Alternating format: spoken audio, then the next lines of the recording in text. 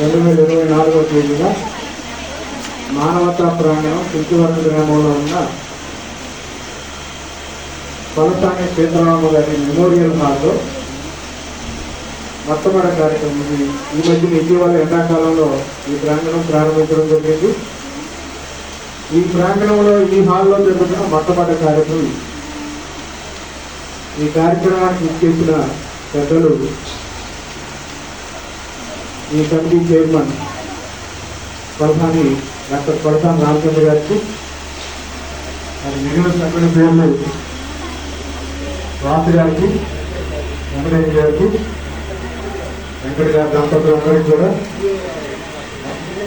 పుట్టింగరావు గారు, ఈ దంపతులందరికీ కూడా మనందరూ కూడా నమస్కారం తెలియజేయాలి. క్లాస్ తెలియజేద్దాం.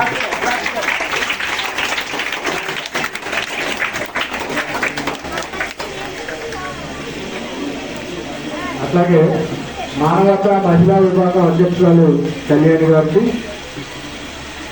ఈ కార్యక్రమం నిర్వహించడానికి రీసోర్స్ పర్సన్స్ గా మీకు మెంటల్ ఎబిలిటీ చేయడానికి తెనాలి చుట్టుపక్కల ఏరియాలో జిల్లాలోనే ప్రఖ్యాతి మంచి పేరు ఉన్న శ్రీధర్ గారు మెంటల్ ఎబిలిటీ చెప్తారు వారికి. అట్లాగే ఎన్ఎస్ క్లాసులు జీవశాస్త్రానికి సంబంధించిన తరగతులు బోధించడానికి మరి ఉమామహేశ్వర గారు ఉన్నాడు, వారికి అందరూ కూడా ధన్యవాదాలు.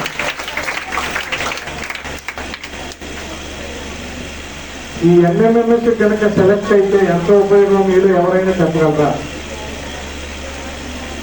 ఒక్కరు చేయకండి.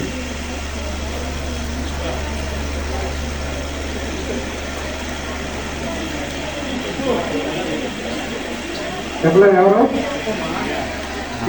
ఏంటంటే ఇంకొకనే ఇక్కడ వచ్చారు. సరే, అయితే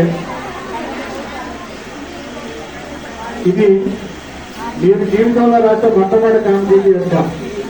అంతకుముందు బహుశా చాలా మంది మీరు 90% పిల్లలు ఇటువంటి కాంపిటేటివ్ ఎగ్జామ్ రాసి ఉండకపోవచ్చు. సెంట్రల్ గవర్నమెంట్ యొక్క ఆధ్వర్యంలో నడిచే కార్యక్రమం ఇది. ఈ పరీక్ష బహుశా ప్రతి ఏటా కూడా నవంబర్ నెలలో ఈ పరీక్ష నిర్వహించడం జరుగుతూ ఉంది.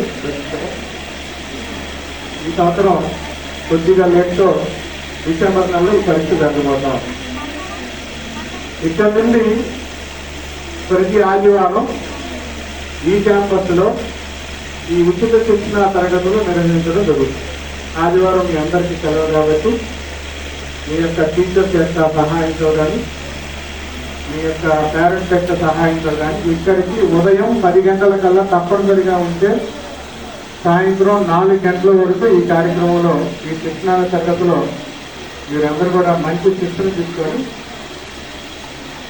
జిల్లాకి, మీ కుటుంబానికి, మీ పాఠశాలకి, మీ గ్రామానికి అందరికీ మంచి పేరు తీసుకొస్తే దానికంటే విలువైంది ఏంటంటే మీరందరూ కూడా పేద మధ్య తరగతి వర్గానికి చెందిన పిల్లలు. ఇక్కడ ఎవరు కూడా ప్రైవేట్ స్కూల్స్ నుండి వచ్చిన పిల్లలు లేరు. ఈ పరీక్ష రాయడానికి అర్హులు కావాలి. అంతా కూడా జిల్లా పరిషత్ స్కూల్స్, మున్సిపల్ స్కూల్స్ నుండి వచ్చిన పిల్లలు మాత్రమే మీరంతా కూడా. అంటే ఈ స్కూల్స్లో చదివే పిల్లలకి సాధారణంగా ప్రస్తుత పరిస్థితులు ఎట్లా ఉందంటే పేద మధ్య తరగతి కుటుంబాలకు చెందిన పిల్లలే. మీకు 10th క్లాస్ వరకు ఇబ్బంది లేదు. ఈ స్కూల్స్లో ఫీ ఉండదు, ఫ్రీ ఎడ్యుకేషన్. 10th క్లాస్ దాటిన తర్వాత మీ చుట్టుపక్కల వాళ్ళు ఏ కాలేజీలో చదివారో ఆలోచించండి. వెస్ట్ స్కూల్స్లో ఏ కాలేజీలో చేస్తారు? ఇంటర్మీడియట్ ఎక్కువ. ఓకే, నారాయణ కానీ అక్కడ కూడా ఎడ్యుకేషన్ ఫ్రీనేనా? పోనీ ఒక వేలలో ఉంటుందా? ఎంతలో ఉంటుంది? లక్షల్లో ఉంటుంది. ఆ లక్షల్లో ఉన్న ఫీజుని మీ కుటుంబాలు భరించగలవా? భరించవచ్చు. కొంతమందికి భరించవచ్చు. దానికి మీ వంతు సహాయం కూడా అవసరం. మీ కుటుంబానికి మీరు ఇటువంటి ఎగ్జామ్ రాసి సెలెక్ట్ అయితే ఈ ఎగ్జామ్ ద్వారా వచ్చే స్కాలర్షిప్ మీ తల్లిదండ్రులకు అమోఘంగా సహాయం చేస్తుంది, బాగా సహాయం చేస్తుంది. ఇప్పుడు దాకా మీతో మాట్లాడిన సార్ ఎవరు కొన్ని వేల మందిని తయారు చేసినటువంటి గురిపాలి హై స్కూల్ ఎగ్జాంపుల్ లలిత ప్రసాద్ గారు అంటే వారు ఇవాళ మనం పిలిచినట్టునే ఆయన రిటైర్ అయినప్పటికీ కూడా పిలిచినప్పటి ఈ ప్రోగ్రామ్ మేము పూర్తికొచ్చిన సంవత్సరం పనిచేసినప్పుడు కూడా ఆయనే ప్రధాన గ్రూప్ పోషించారు. అప్పుడు కూడా శ్రీధర్ గారు కూడా శ్రీనివాస్ గారు వీళ్ళందరూ అధ్యక్షులు, మా అమ్మమ్మ గారు వీళ్ళందరూ ఇప్పుడు కూడా ఈ కార్యక్రమానికి ఆయన విషయానికి ఆయన ధన్యవాదాలు తెలుపుతున్నాం. ఇవాళ మరో ముఖ్య అతిథి మహిళా విభాగం మహిళా విభాగం అధ్యక్షురాలు గారు అయినటువంటి కళ్యాణి మేడం గారిని మాట్లాడవలసిందిగా కోరుతా ఉన్నాను.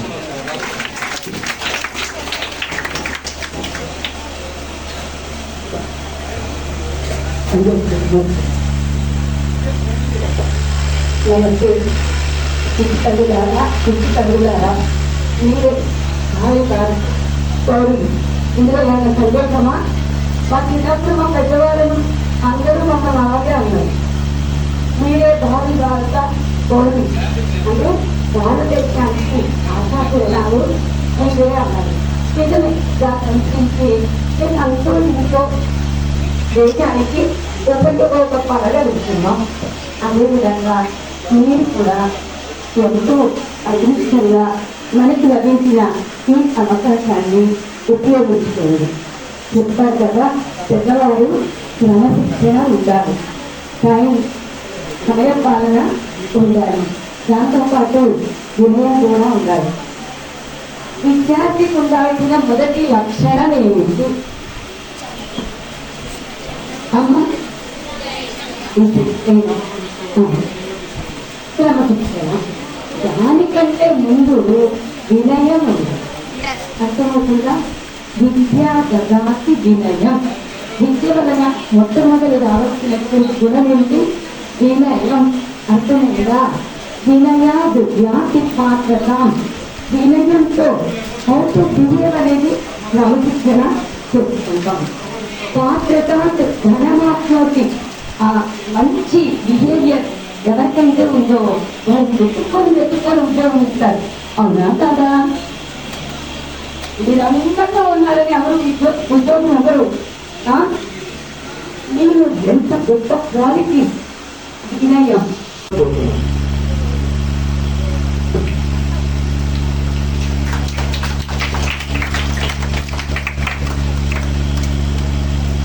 అందరికీ నమస్కారం.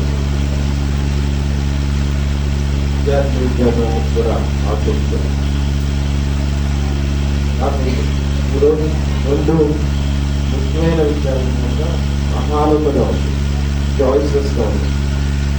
ఒకటి, గవర్నమెంట్ పాఠశాలలో చదువుతున్న విద్యార్థులతో మాట్లాడే అవకాశము మా మానవతా స్వచ్ఛంద సేవా సంస్థ తరఫున మీకు ట్రై చేసే అవకాశం మాకు రావడం అనేది నేను చాలా పరమాత్మగా ఫీల్ అవుతాను. రెండు, ఈ ట్రైనింగ్ నా తల్లి పేరు హాల్లో జరగడం అనేది చాలా గొప్ప ఇదిగా నేను ఫీల్ అవుతాను. ఇటువంటి అందరూ నేను ఏపీ జిల్లా పరిషత్ హై స్కూల్లో చదువుతున్నాం. మేము ఇద్దరం నేను ఏపీ జిల్లా పరిషత్ హై స్కూల్లో 6th క్లాస్ నుంచి 10th వరకు చదువుతున్నాను. కానీ 30 ఏళ్ల ఎక్స్పీరియన్స్లో నేను నేర్చుకున్నది ఏంటంటే గవర్నమెంట్ స్కూల్స్లో మాత్రమే మధ్య మాట్లాడంట, ప్రైవేట్ స్కూల్స్లో ఉండదు. మీరు ఇక్కడ ఒక మంచి ఉద్దేశంతో ఈరోజు మీరు కూర్చున్నారు. మీ ఉద్దేశం వెనక ఎంత బలమైన వ్యక్తులు ఉన్నారో మీకు అర్థమైతే చెప్తాను. ఒక 5 నిమిషాలు ప్రయత్నం చేస్తాను. అప్పుడు మీకు నమ్మకం వస్తుంది ఎలాంటి ప్రోగ్రాంలో నేను ఉంటానని. ఇందాక కళ్యాణి మేడం గారు చెప్పినప్పుడు 3 మహానుభావులు ఫోటోలు మా శ్రీనివాస్ బాబు గారిని పెట్టారు. వివేకానంద ఇండియాని రిప్రజెంట్ చేస్తా సర్వమత సమ్మేళనానికి అమెరికా ఆశయాలు వేసుకుని నగర్ ఆయన మీటింగ్ హాల్లో ఎంటర్ అవుతున్నప్పుడు నగర్ ఆయన స్పీచ్ ఏ మాటతో స్టార్ట్ చేశాడు తెలుసా? My dear brothers and sisters of America అని స్టార్ట్ చేశాడు. అంటే ఒక ఆప్యాయంగా స్టార్ట్ చేసేసరికి అప్పుడు అమెరికన్ వాళ్ళకి ఆప్యాయంగా పంపించేవాడు మెకానికల్ లైఫ్. మొట్టమొదటిసారి ఇండియా యొక్క గుర్తింపుని ప్రపంచవ్యాప్తంగా ఇండియాకి ఒక గుర్తింపు తీసుకొచ్చిన మహానుభావుడు స్వామి వివేకానంద. ఈరోజు మనందరూ కూర్చుని మన ప్రజాస్వామ్యంలో ఉన్న అన్ని వాటిని మనం అనుభవిస్తున్నామంటే దాని కింద మహానుభావుడు దాని వెనుక డాక్టర్ బాబాసాహెబ్ అంబేద్కర్. ఈ రోజు మీరు ఎక్కడికైనా బస్సుకు వచ్చి అదే ఒక కంట్రీకి వెళ్ళండి, పక్కన సౌదీ అరేబియా వెళ్ళండి, పర్మిషన్ తీసుకోవాలి గవర్నమెంట్. ఇంట్లో నుంచి స్కూల్కి వెళ్ళాలన్నా, స్కూల్ నుంచి వేరే హాల్కి వెళ్ళాలన్నా, ఇలా బైక్ బట్టి మాట్లాడాలన్నా పర్మిషన్ ఉండాలి. ఏది పడితే అది మాట్లాడకూడదు, ఎక్కడ పడితే అక్కడికి వెళ్ళకూడదు. ఈ రోజు ప్రపంచం మొత్తంలో ప్రజాస్వామ్యాన్ని ఎంజాయ్ చేస్తున్న దేశం ఏంటంటే మన భారతదేశం. ఆ భారతదేశ రాజ్యాంగాన్ని రాసిన మహానుభావుడు ఎవరు అంటే అంబేద్కర్. ప్రపంచం మొత్తంలో కొన్ని లక్షల మంది యువతని ఇన్స్పైర్ చేసిన వ్యక్తి అబ్దుల్ కలాం. చిన్నప్పుడు పేపర్లు పంచుకొని న్యూస్ పేపర్స్ ని ఆ న్యూస్ పేపర్స్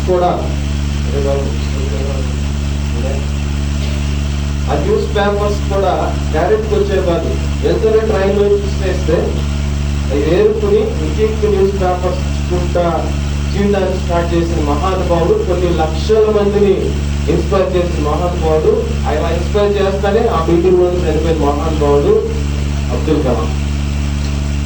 వీళ్ళ దాటి మీరు ముందుకు వస్తే మిమ్మల్ని ఈ national means and merits concept test కి ఫ్రీగా ట్రైనింగ్ ఇచ్చి మీ భవిష్యత్తులో ఒక ఇంపాక్ట్ క్రియేట్ చేయాలన్న ఆలోచన వచ్చిన మహానుభావుడు సమీర్ శ్రీనివాసరావు. కర్త, ఈ ప్రోగ్రామ్ కి కర్త, కర్మ, క్రియ మొత్తం ఆయనే. చాలా మంచి ఉద్దేశం దీంట్లో. దీన్ని అలానే తెనాలి పరిసర ప్రాంతాల్లో, గుంటూరు జిల్లాలో జిల్లా పరిషత్ హై స్కూల్స్ లో టీచర్ గా, ఒక హెడ్ మాస్టర్ గా రిటైర్ అయిన వెంకట ప్రసాద్ గారు, ఆయన సమాజం పట్ల, ఎస్పెషల్లీ స్టూడెంట్స్ పట్ల ఎంత అంకిత భావం చూపిస్తాడంటే, మనం కొన్ని మంచి గైడెన్స్ ఇస్తే వాళ్ళ భవిష్యత్తు మారుతుంది. ఎందుకంటే ఒక్క స్టూడెంట్ భవిష్యత్తు మారితే ఒక ఫ్యామిలీ యొక్క తరం మారిపోయినట్లే. ఇక్కడ కూర్చున్న మీరు ఒక్కరు సక్సెస్ అయినా ఒక తరం మీ జీవితంలో మీ ఫ్యామిలీ తరం మారిపోయినట్లే. అలాంటి కొన్ని వందల వేల మందిని ఇన్స్పైర్ చేసి గైడ్ చేసిన మంచి వ్యక్తి లలిత్ ప్రసాద్ గారు.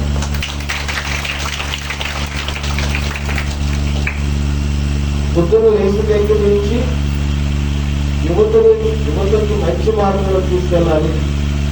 ఉదాసన నడుపుతున్న ఒక అయితే యువతను మంచి మార్గంలో తీసుకెళ్లాలని శిక్షణా తరగతులు, వీలైన స్కూల్స్కి వెళ్ళి తన నాలెడ్జ్ని షేర్ చేసి ఇన్స్పైర్ చేసే మా కళ్యాణి మేడం గారు, అలాగే రవీంద్ర గారు, గణపతి.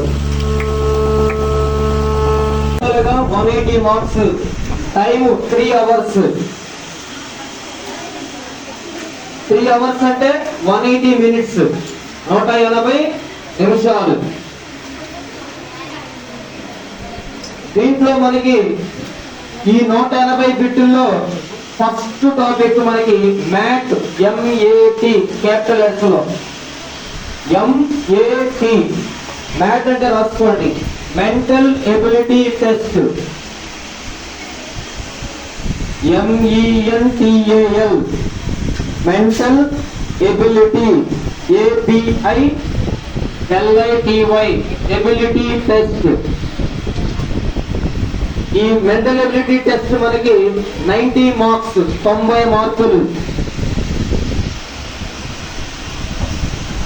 ఈ 90 మార్కులకి నేనే చెప్తా క్లాస్. ఓకే, 90లో మనకి పర్ఫెక్ట్ గా ప్రిపేర్ అయితే 70 నుంచి 85 మార్కులు వస్తాయి. 70 to 85 మార్క్స్. 90 బిట్లు మనం చెప్పిన నోట్ బుక్ లోనే ఉంటాయి. రేపు ఎగ్జామ్ పేపర్ లో కూడా ఆ 90 అయ్యే కనపడతాయి. బయట నుంచి ఒక బిట్ కూడా రాదు దాంట్లో. మ్యాట్ 90 బిట్లు, 90 మార్క్స్. తర్వాత SAT సెకండ్ పార్ట్, SAT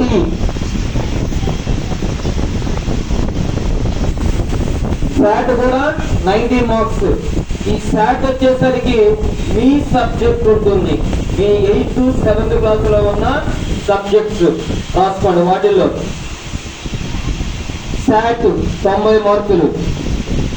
దాని కింద 3 సబ్జెక్టులు ఉంటాయి మనకి. దాని కింద రాయండి శాట్ 90 మార్క్స్. దాని కింద 1 mathematics. Mathematics 20 marks. Mathematics 20 marks. తర్వాత సైన్స్ 35 మార్క్స్. 35.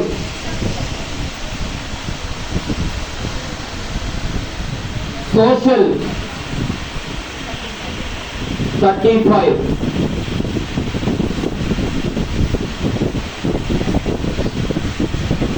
మనకి ఈ మ్యాథ్స్ దాంట్లో 20. ఓకే, కొంచెం కష్టంగా ఉంటుంది మ్యాథమెటిక్స్ అనేది. ఓకే, తర్వాత సైన్స్ లో మనకి 35 ఉన్నాయి. దాంట్లో 3 ఉంటాయి మనకి. ఏమిటి? Physics, chemistry, biology. ఓకే, బయాలజీలో నియర్లీ 12 బిట్స్ వస్తాయి బయాలజీ మనకి. ఆ 12 బిట్స్ లో 10 బిట్స్ చేయొచ్చు. కొంచెం కాంపిటేటివ్ ఓరియంటెడ్ లో కష్టంగానే ఉంటుంది మనం చూసుకునే దాంట్లో.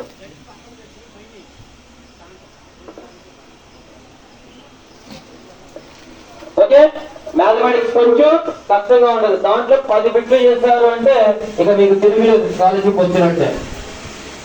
ఓకే, దాంట్లో చూడండి మనకి మ్యాథ్ 90 చెప్పాం కదా. 90లో 36 మార్కులు రావాలి. ఎవరికి? ఓసీ విద్యార్థులకి. ఓసీ విద్యార్థులకి ఎంత రావాలి? 36 రావాలి. ఓకే, అదే బీసీ కానీ ఎస్సీ కానీ అయితే 28 మార్కులు రావాలి. 28 మార్కులు రావాలి అంటే వాళ్ళకేమో 40% ఓసీ. ఎస్సీ ఆర్ బీసీ వాళ్ళకి 32% రావాలి. 100కి 32 మార్కులు రావాలి. అయితే మ్యాథ్ లో రావాలి, శాట్ లో కూడా రావాలి. చాలా మందికి మ్యాథ్ లో ఎక్కువ మార్కులు వస్తాయి, శాట్ లో 1 మార్కు 2 మార్కులు